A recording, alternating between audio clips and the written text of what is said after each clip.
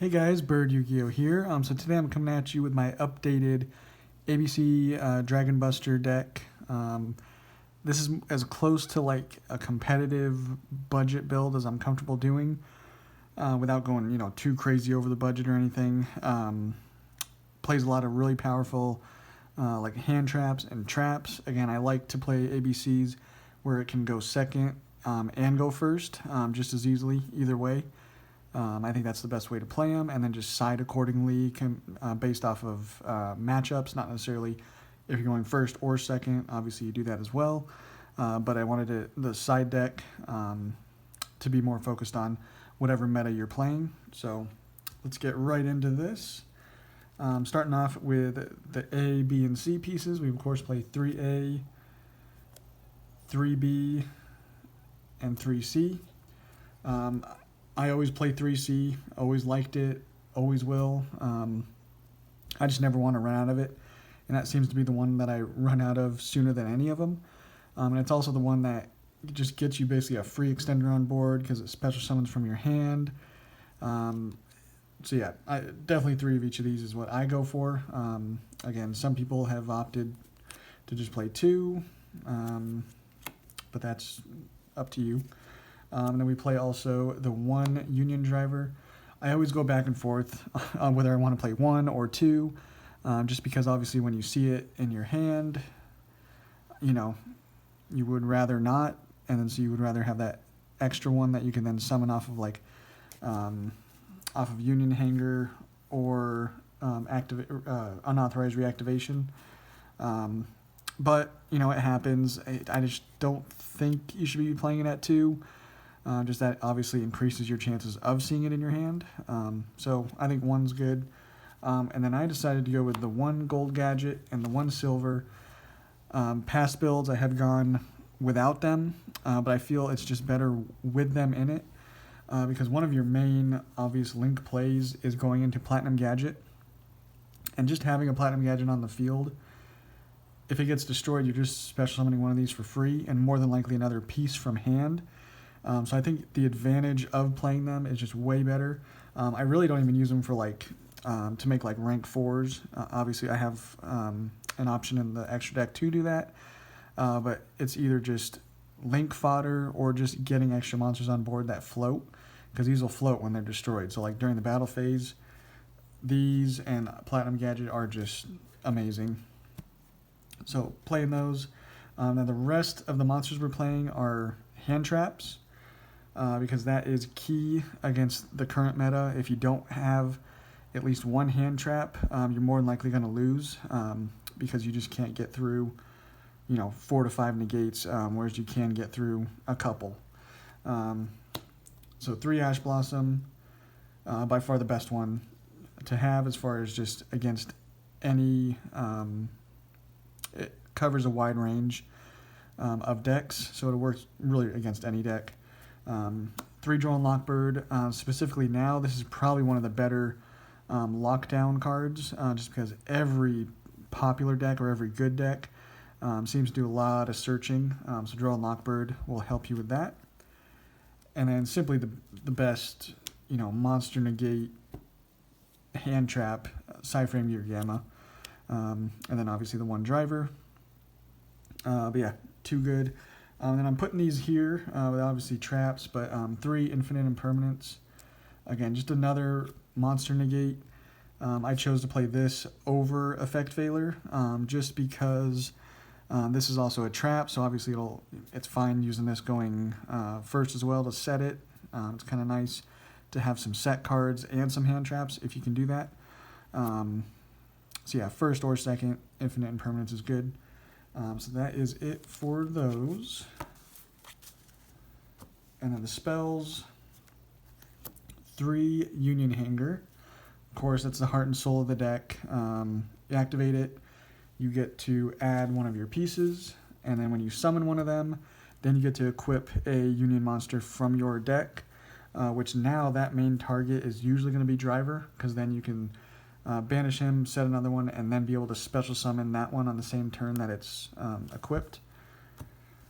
So that is very, very good. And then 3, unauthorized reactivation. If you don't open Union Hanger, this is your next best option. This is also good for, dodging certain effects, because this is a quick play. So, your opponent is trying to target and banish one of your pieces. You can then just unauthorized reactivation, equip, a assault core, and then it's unaffected by monster effects.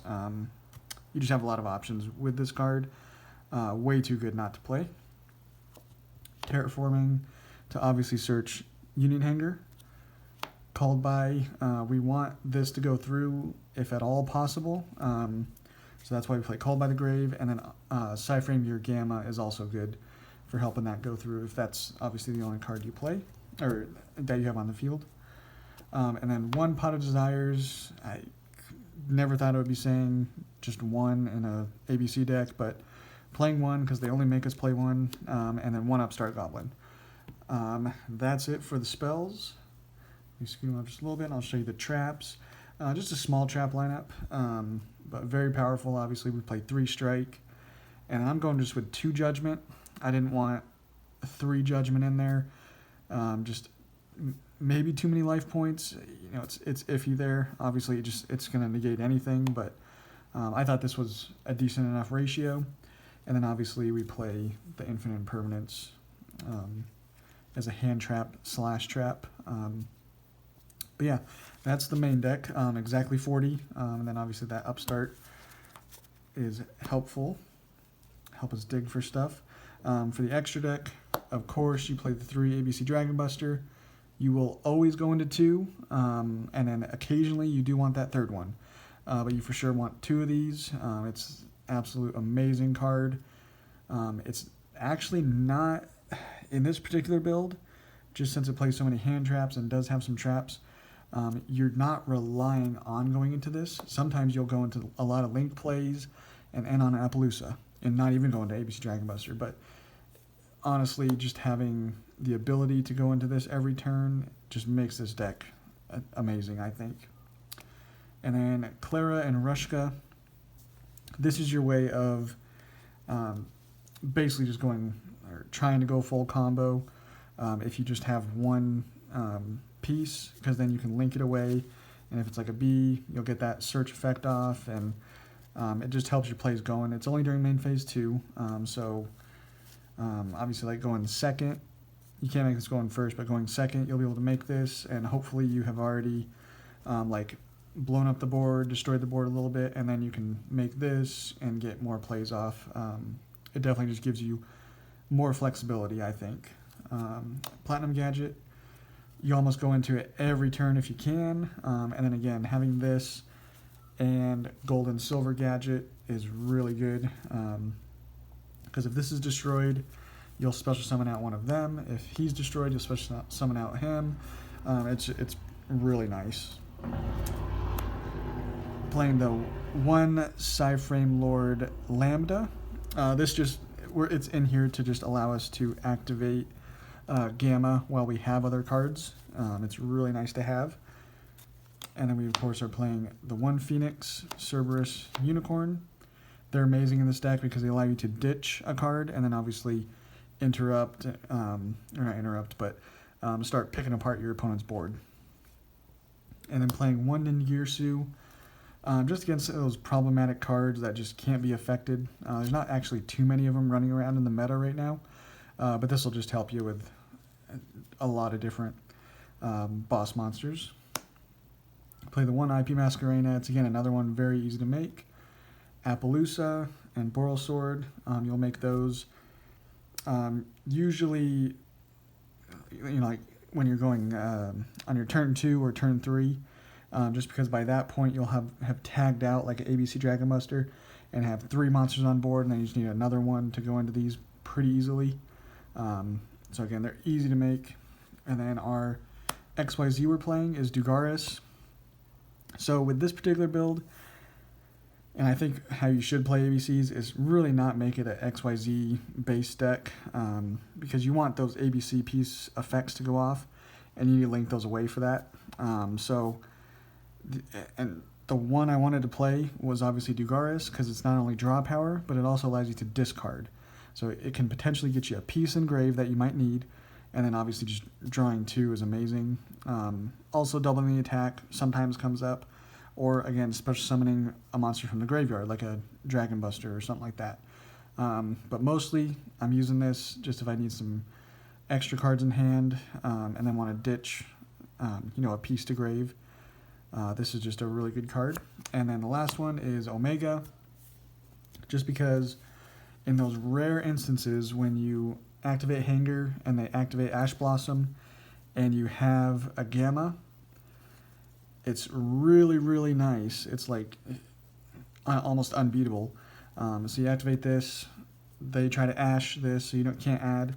You do Gamma, Driver, negate that Ash, and then take these and immediately go into Omega and then rip another card out of their hand, or force out another, infinite impermanence or whatever. It's just, and then at that point, they have 2 less cards in their hand, and you should hopefully be able to just keep going off from there. You'll be searching off a Union Hanger. So it's too good not to play, basically. You'll just have kind of a floating card that keeps coming back to the field, and a card that can just keep ripping a card out of your opponent's hand. Too good. Like I said, this, along with all of your other stuff that you're doing, you should win if you happen to be able to make this with a Gamma and Driver. But yeah, that's the deck, guys. It's my update to one of my favorite decks, ABC. Again, it's a little more geared towards playing against the meta, just with all these hand traps, and then again the powerful traps. That'll help you out a lot. But yeah, thanks for checking it out. Let me know what you guys think, and we'll catch you on the next one.